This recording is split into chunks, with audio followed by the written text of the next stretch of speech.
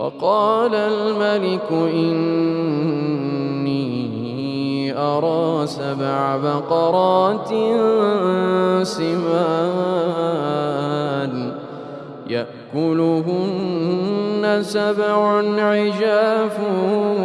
و7 سنبلات خضر وأخر يابسات يا أيها الملأ أفتوني في رؤياي إن كنتم للرؤيا تعبرون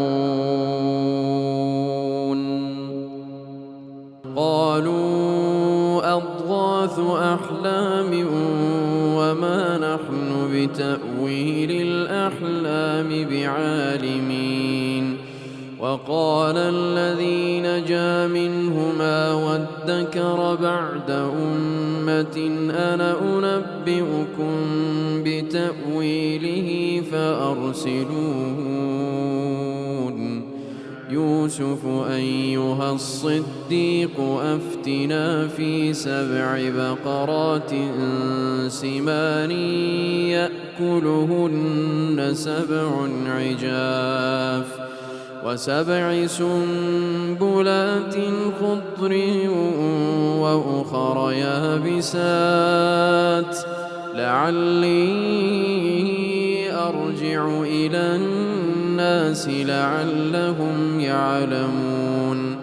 قال تزرعون 7 سنين دأبا فما حصدتم فذروه في سنبله إلا قليلا مما تأكلون ثم يأتي من بعد ذلك 7 شداد يأكلن ما قدمتم لهن إلا قليلا مما تحصنون ثم يأتي من بعد ذلك عام فيه يغاث الناس وفيه يعصرون وقال الملك ائتوني به فلما جاءه الرسول قال ارجع إلى ربك فاسأله ما بال النسوة اللاتي قطعن أيديهن إن ربي بكيدهن عليم قال ما خطبكن إذ راوتن يوسف عن نفسه